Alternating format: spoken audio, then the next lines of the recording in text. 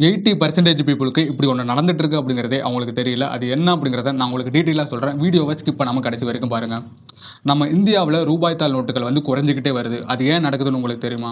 ஃபியூச்சர்ல இனிமே digital India எப்படி இருக்கும்? இப்போலாம் நம்ம ஒரு டீ கடையில போய் டீ சாப்பிடுறோம் அப்படின்னாலே, யுபிஐ மூலமா தான் வந்து பணத்த அனுப்புறோம் இல்லையா? இது வந்து சேஃபா, அன்சேஃபா? இது நல்லதா, கெட்டதா? ஒவ்வொண்ணா வந்து நான் உங்களுக்கு டீட்டெயிலா சொல்றேன். இனிமே ஃபியூச்சர்ல பணமே கிடையாது. நோட்டே கிடையாது. எந்த பேப்பருமே கிடையாது. அந்த டிஜிட்டல் இந்தியா வந்து எப்படி இருக்கும்? அதோட பெனிஃபிட்ஸ் என்ன அப்படிங்கிறத நான் உங்களுக்கு சொல்றேன். இதோட ஃபர்ஸ்ட் பெனிஃபிட் என்ன அப்படின்னா, கைமாத்தி யாருக்கும் வந்து காச குடுக்கணும் அப்படின்னு அவசியமே இருக்காது. அவங்க உங்களுக்கு பணத்த அனுப்புனாலோ, இல்ல நீங்க அவங்களுக்கு பணத்த சென்ட் பண்ணாலோ, அது டைரக்ட்டா உங்க பேங்க் அக்கவுண்ட்க்கு போகும். அங்கிருந்து நீங்க உங்க மொபைல்ல செக் பண்ணி பார்த்துக்க முடியும். இது வந்து ஒரு ஈஸியான மெத்தட் இல்லையா?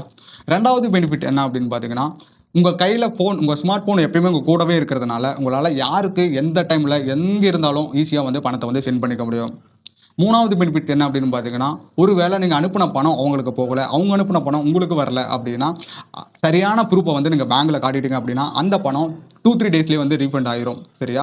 இதனால என்ன தடுக்கலாம் அப்படின்னா, நான் வந்து பணத்த குடுக்கல, அவங்க வந்து என்கிட்ட இருந்து பணத்த வாங்கல அப்படிங்கிற எந்த ஒரு வந்து இஷ்யூவும், எந்த ஒரு சீட்டிங்கும் வந்து நடக்காது.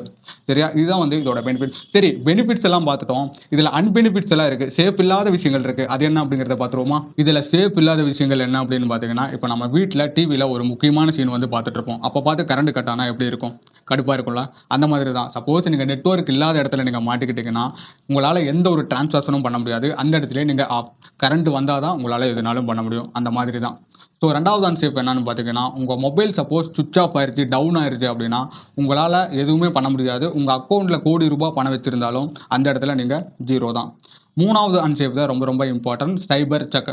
காசே கிடையாது, பேப்பர் கிடையாது, எதுவுமே கிடையாது. உங்க பணம் மொத்தமும் உங்க அக்கவுண்ட்ல தான் இருக்கும். அது சேஃபா, அன்சேஃபா அப்படிங்கிறது ஒரு டவுட்டான விஷயம் தான். ஏன்னா நெறைய ஸ்கேம் நடக்குது. ஓடிபி எல்லாம் வாங்கி பணத்த வந்து நெறைய பேர் வந்து ஏமாந்து போறாங்க.